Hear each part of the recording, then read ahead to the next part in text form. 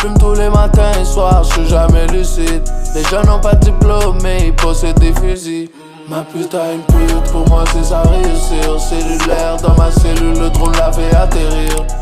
What's good? What's good? Qu'est-ce qui est en train de se passer avec le rap game au Québec? T'as le rap keb, c'est loud, Dead Obies, c'est à la claire ensemble, c'est ces gens-là qui font du rap keb. T'as le rap qu'on dit street rap ou le rap montréalais, White Bee, Enima, Easy S, Tizo. Ça c'est du street rap. C'est même pas des définitions qui viennent de moi, c'est ce que tu dirais, n'importe qui dirait. Radio-Canada, RAD a fait un documentaire sur le street rap. C'est pas du rap keb, c'est du street rap. C'est pas la même chose. C'est pourquoi c'est pas la même chose? Ben parce qu'ils sont pas blancs. Puis je dis pas que c'est pas du street rap, le fondement même de ce qu'ils font, qu'est-ce qu'ils disent, le contenu de leur lyrics, c'est pas street, c'est pas, y a pas un appel qui est plus vers les communautés urbaines, les communautés qu'on dirait plus street, mais je pense que c'est un label réductif de dire aux gens qui font du street rap au lieu de dire qu'ils font du rap. Ça fait longtemps que j'essaie de comprendre pourquoi Enima ne passe pas à Tout le monde en parle, parce que si on regarde juste côté numbers, ces numbers sont vraiment comparables à beaucoup de rappers qui sont passés à Tout le monde en parle, même des rappeurs, même il excède souvent les rappeurs. Donc Enima en ce moment, il a sorti un album de rien qui a chart, pas dans la chart de rap francophone, pas dans la chart de musique francophone. Tu sais, quand tu vois ton album autour de l'album à Gunna pis Boogie, c'est comme ok, tu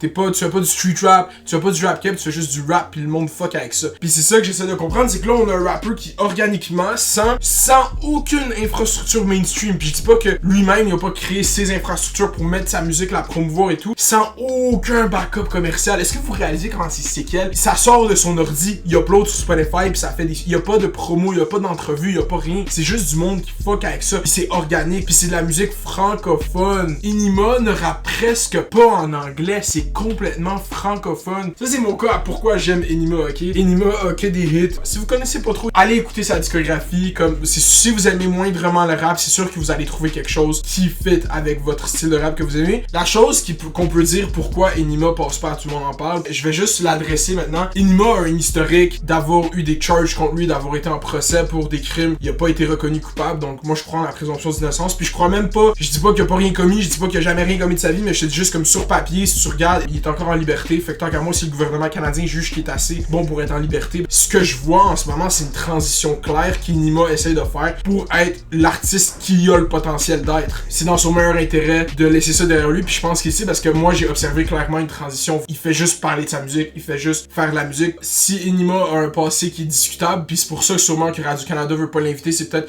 à cause du contenu de ses paroles, c'est peut-être, mais c'est souvent l'argument qu'on va dire, oh ouais, mais il a été accusé de talati. Les gens ont des passés difficiles, les gens ont des passés qui viennent pas tout le temps de des situations de privilège. Un artiste qui est complètement indépendant, puis oui, il a son label, puis tout, mais complètement indépendant des corporate tie-ins ou des mainstream music labels au Québec, qui arrive à faire bouger autant de streams que ça a même pas rapport. Lui qui passe à Tout le monde en parle, ça ouvre à Tout le monde en parle une nouvelle démographie qui ont jamais eu la chance d'atteindre. L'émission qui a le plus gros impact culturel en ce moment au Québec, ou je dis en ce moment, mais qui a déjà eu le plus gros impact culturel. Parce que moi, dans la dernière année, dans les derniers 2 ans, j'ai regardé Tout le monde en parle 2 fois. J'ai regardé, puis c'est des entrevues qui ont posté en ligne. Même pas Tout le monde en parle qui a posté les entrevues en ligne, c'est quelqu'un qui a repost les entrevues en ligne. Parce que Tout le monde en parle, on comprend même pas que ça se joue sur YouTube. Est-ce que c'est vraiment Tout le monde en parle qui doit être les issues? Parce que nous, on a grandi en train d'écouter Tout le monde en parle, quand nos parents écoutent Tout le monde en parle, puis c'est comme, oh ouais, le dimanche, le monde écoute Tout le monde en parle. Est-ce qu'on donne cette autorité à cette émission-là parce que c'est ce nom-là, ou c'est juste où ils l'ont vraiment? Je sais pas si tu comprends, c'est comme il y a un gros nom. Je pense que ce serait pour le best case de Tout le monde en parle de passer Enima. Puis t'es même pas obligé de faire une fluff piece parce que tu peux lui poser exactement les choses que t'es pas d'accord. Puis là, si lui veut pas répondre, mais c'est lui qui dealera avec. Mais vous l'avez mis sur la plateforme parce que clairement, il mérite d'être sur cette plateforme. Juste si tu te bases sur l'art, si tu te bases sur la popularité. Des artistes que vous avez interviewés à Tout le monde en parle sont vraiment pas connus. Je vous dis pas de le mettre au début de l'entrevue, mais je vous garantis, ça c'est une garantie que je fais, que si Enima passe à Tout le monde en parle, c'est l'entrevue qui a le plus de views sur elle. 100%. C'est même pas une question. Donc là, Tout le monde en parle, il faut qu'ils se demandent, est-ce qu'on veut vraiment continuer à avoir un impact culturel? Est-ce qu'on veut commencer à construire une nouvelle audience qui va vieillir avec notre émission? Ou on vit bien avec notre audience qui regarde les mêmes artistes passer aux 2 ans? Tout le monde en parle aurait